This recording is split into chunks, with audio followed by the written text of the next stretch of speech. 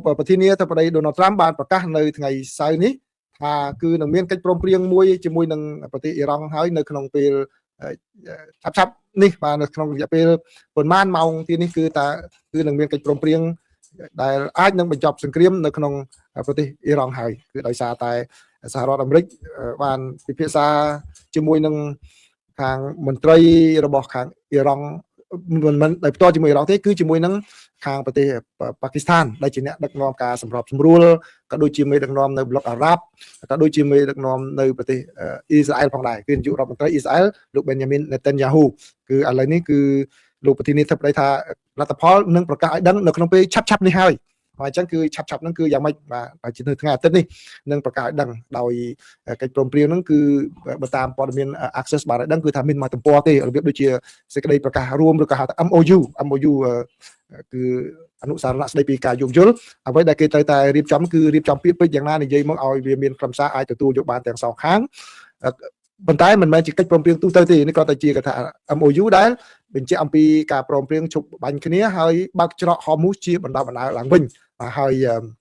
នៅក្នុងហ្នឹងគឺមានពាក្យពេចន៍មួយចំនួនដែលថាចាប់ពីថ្ងៃអាទិត្យទៅគឺនេះតាម access ក៏ដឹងសារព័ត៌មាន access ក៏ដឹងគឺចាប់ពីថ្ងៃអាទិត្យទៅគឺនឹងមានដំណើរការចរចាអំពីកម្មវិធី nuclear របស់អ៊ីរ៉ង់ចំនួន30ថ្ងៃទុករយៈពេល30ថ្ងៃឲ្យចរចាគ្នាជាមួយនឹងសហរដ្ឋអាមេរិកហើយបើតាមសេចក្តីរាយការណ៍មកគ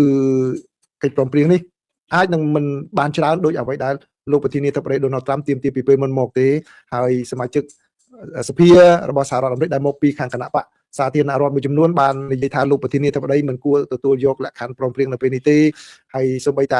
ែនាយករដ្ឋមន្ត្រីនៃប្រទេសអ៊ីស្រាអែលលោក Benjamin Netanyahu ក៏បាននិយាយថាកុំទទួលយកអីគឺវាអ៊ីរ៉ង់ទៅល្អជាងក៏ប៉ុន្តែបណ្ដាប្រទេសប្លុកអារ៉ាប់បានបញ្ជាក់ថាលោកប្រធានាធិបតីគួរតែទទួលយកទៅពីព្រោះមិនចង់ឲ្យមានសង្គ្រាមតទៅទៀតដែលវាប៉ះពាល់ទៅដល់បញ្ហាសន្តិសុខនៅក្នុងតំបន់ហើយក៏ដូចជាសេដ្ឋកិច្ចរបស់ពិភពលោកផងដែរគឺបានន័យថាមេដឹកនាំប្លុកមជ្ឈមបូព៌ានឹងបានអង្វរលោកប្រធានាធិបតី Donald Trump ថាសូមគិតពីតំបន់នេះផងដែរអញ្ចឹងបាទលោកប្រធានាធិបតីបានបញ្ជាក់នៅក្នុងនោះថាលោកនឹងសម្រេចឲ្យបានដឹងនៅក្នុងពេលឆាប់នេះហើយឥឡូវនេះគឺបើតាមសេចក្តីរាយការណ៍គឺបានអកោះទាំងលោករដ្ឋមន្ត្រីក្រសួងការបរទេសទាំងរដ្ឋមន្ត្រីក្រសួងការពារជាតិឲ្យមករដ្ឋធានី Washington វិញដើម្បីពិភាក្សាគ្នាតើត្រូវធ្វើយ៉ាងណានៅក្នុងជំហានបន្ទាប់ទៀតនេះឬក៏ត្រូវវាយនៅថ្ងៃស្អែកនេះបាទអញ្ចឹងនេះគឺជាស្ថានភាពមួយដែលប្រព្រឹត្តប្រផាយខ្លាំងមែនទែនតែម្ដងដែលអាចថា make it a break it ហ្នឹងភាសាអង់គ្លេសថា make it a break it គឺថាតើទៅសម័យបានឬក៏បង្កបញ្ហាឡើងវិញហើយបាទនេះគឺជាសេចក្តីរាយការណ៍របស់ Access ណាអញ្ចឹងដូច្នេះបន្តអ្វីដែលជាការចុះហត្ថលេខាព្រមព្រៀងទេហើយអ៊ីរ៉ង់ហ្នឹងក៏មិនបាននិយាយអ្វីជាធ្ងន់ធ្ងរដែរគឺព្រឹកមិញនេះគឺលោកមេបញ្ជាការធំរបស់អ៊ីរ៉ង់របស់ប៉ាគីស្ថានដែលសម្របសម្រួលកិច្ចការនេះបានទៅដល់អ៊ីរ៉ង់ហើយបានត្រឡប់មកវិញក៏បាននិយាយទូរស័ព្ទផ្ទាល់ជាមួយនឹងលោកប្រធានាធិបតី Donald Trump តែម្ដងពីព្រោះអីបាទគឺប្រទេសប៉ាគីស្ថានក៏ដើរតួនាទីច្រើននៅក្នុងការសម្របសម្រួលឲ្យមានកិច្ចព្រមព្រៀងនេះហើយខាងទូគីក៏អញ្ចឹងដែរទូគីក៏គាត់មានការខិតខំប្រឹងប្រែងផងដែរឲ្យបញ្ចប់ចំនួននេះអញ្ចឹងបើសិនជាបញ្ចប់មែនវានឹងមានផលប្រយោជន៍ទៅដល់ប្រទេសទូទៅជាពិសេសបណ្ដាប្រទេសនៅក្នុងតំបន់អាស៊ីបាទនេះជាព័ត៌មានទី1ណាប្រិយមិត្តបាទព័ត៌មានទី2នេះគឺបើតាមសេចក្តីរាយការណ៍មកគឺថាមានសម្លេងទុះបាញ់នៅក្បែរសេតាវិមានតែម្ដងហើយគឺមកដល់ពេលនេះសេចក្តីរាយការណ៍របស់សារព័ត៌មាន NBC News បានឲ្យដឹងថាយ៉ាងហោចណាស់គឺមានមនុស្សចំនួន2នាក់បានរងរបួសហើយម្នាក់នៅក្នុងនោះគឺរបួសធ្ងន់គេប្រើ critical គឺបានន័យថាស្ថានភាពនោះធ្ងន់ធ្ងរក៏ប៉ុន្តែគេមិនបានបញ្ជាក់អត្តសញ្ញាណថាអ្នករបួសនេះជាអ្នកណាគេហើយមូលហេតុអ្វីនៅឡើយទេគ្រាន់តែលោកនាយក Kash Patel នាយក FBI បានបញ្ជាក់នៅក្នុងបណ្ដាញសង្គម X ថាឥឡូវនេះគឺខាងក្រុម FBI កំពុងតែធ្វើការគ្នាសហការគ្នាជាមួយនឹងក្រុមការពារសន្តិសុខរបស់ប្រធានាធិបតីដើម្បីតាមដានកំណត់អំពីបញ្ហាហ្នឹងហើយបើតាមសេចក្តីរាយការណ៍របស់សារព័ត៌មាននានាគឺមានការគេហៅថា lockdown គឺបានន័យថាគេឲ្យនៅស្ងៀមមួយកន្លែងហើយអ្នកសារព័ត៌មានដែលចូលរីកាព័ត៌មាននៅខាងក្រៅក៏បានរត់បាទត្រូវបានកងអង្គរៈរបស់ប្រធានាធិបតីនោះប្រាប់ឲ្យរត់ទៅជ្រកពួននៅក្នុងបន្ទប់សារព័ត៌មានដើម្បីកិច្ចអំពីគ្រោះថ្នាក់កន្លែងនោះបាទអញ្ចឹងមកដល់ពេលនេះគឺស្ថានភាពស្ទើរតែវិលត្រឡប់មកស្ថានភាពដើមវិញហើយខាងអាជ្ញាធរប៉ូលីសកំពុងតែធ្វើការនៅទីនោះបាទនេះគឺជាការវិវត្តមួយដែ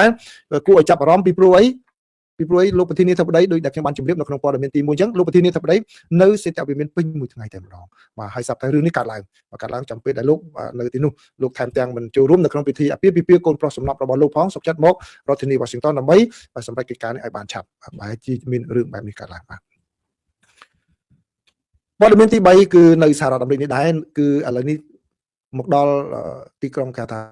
ក្រុងឬក៏ស្រុក Orange County ដែលនៅក្នុងរដ្ឋ California បើតាមសេចក្តីរាយការណ៍នេះឲ្យដឹងថាគឺមានបញ្ជាពីលោកអភិបាលរដ្ឋតែម្ដងលោក Gavin Newsom ឲ្យប្រកាសដាក់ Orange County នៅក្នុងស្ថានភាពគ្រាមានអាសន្នហើយមនុស្សចំនួន 40,000 នាក់ទៅជំនះចេញដោយសារតែមានការព្រួយបារម្ភថាអាចនឹងផ្ទុះស៊ីតែនមួយបាទថែងធំមួយដែលផ្ទុកសារធាតុគីមីដែលបានចាប់ដើមលេចធ្លាយហើយតាំងពីយប់ថ្ងៃសុក្រមកឥឡូវថ្ងៃសៅរ៍ម្សិលមិញនៅតែប្រឹងប្រែងទប់មិនបានអញ្ចឹងគេខ្លាចមានការផ្ទុះហើយមានជាតិពុលបាទសារធាតុគីមីហ្នឹងគេយកមកច្នៃដើម្បី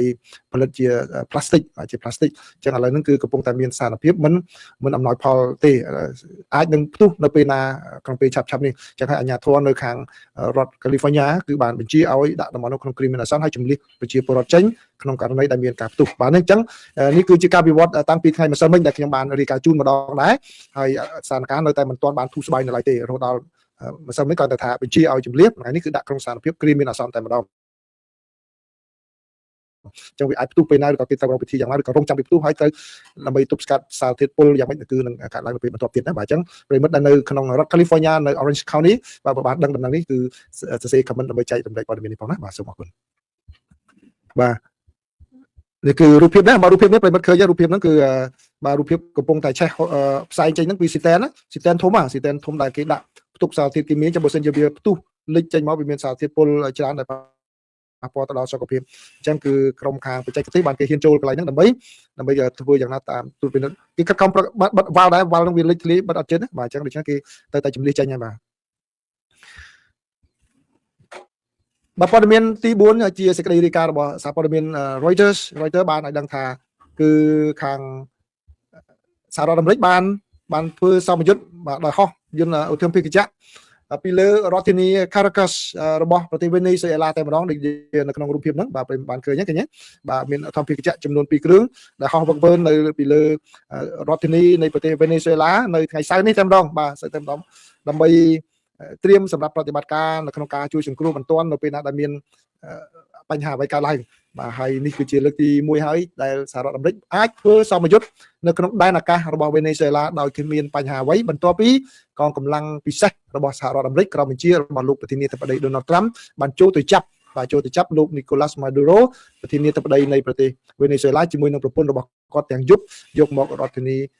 ទីក្រុង New York ដើម្បីកាត់ទោសបាទហើយពេលនោះក៏សហរដ្ឋអាមេរិកគ្រប់គ្រងអនុប្រធានាធិបតីវេណេស៊ុយអេឡាដែលជាអ្នកនិយមតឹងរឹងផងដែរក៏ប៉ុន្តែសហរដ្ឋអាមេរិកព្រមធ្វើការជាមួយអ្នកស្រីក៏ព្រមធ្វើការជាមួយដើម្បីឲ្យមានទំនាក់ទំនងល្អឡើងវិញមានដាក់ទូតដាក់អីហើយនៅពេលដែលសារព័ត៌មានបានសួរទៅគឺខាងវេណេស៊ុយអេឡាបាននិយាយថាខ្លួនបានដឹងអំពីបញ្ហានេះគឺការដែលសហរដ្ឋអាមេរិកមកធ្វើសម្ពយុទ្ធនេះគឺមានការអនុញ្ញាតពីប្រទេសវេណេស៊ុយអេឡាទេបាទអញ្ចឹងគឺខាងស្ថានទូតបានឲ្យដឹងថាលោក Francis Donovan ដែលជាមេបញ្ជាការនៃយុទ្ធភូមិភាគខាងត្បូងរបស់សហរដ្ឋអាមេរិកជិះយន្តហោះហ្នឹងតែម្ដងបាទមិនឧទ្ធម្ភាគចក្រនៃយន្តហោះស្លាបពីរហ្នឹងហើយចូលទៅដល់រដ្ឋធានីនៅ Caracas របស់វេណេស៊ុយអេឡាហ្នឹងហើយជួបជាមួយនឹងមន្ត្រីនៅទីនោះផងដែរបាទអញ្ចឹងគឺមេបញ្ជាការហ្នឹងសម្ពយុទ្ធហ្នឹងមេបញ្ជាការនៅលើយន្តហោះហ្នឹងតែម្ដងបាទទៅចូលរួមជួបដើម្បីពង្រឹងចំណងតាក់ទងជាមួយនឹងវេណេស៊ុយអេឡាបាទនេះជាព័ត៌មានសំខាន់ដែលខ្ញុំចងក្រងមកជម្រាបជូនប្រិយមិត្តទាំងអស់គ្នាការ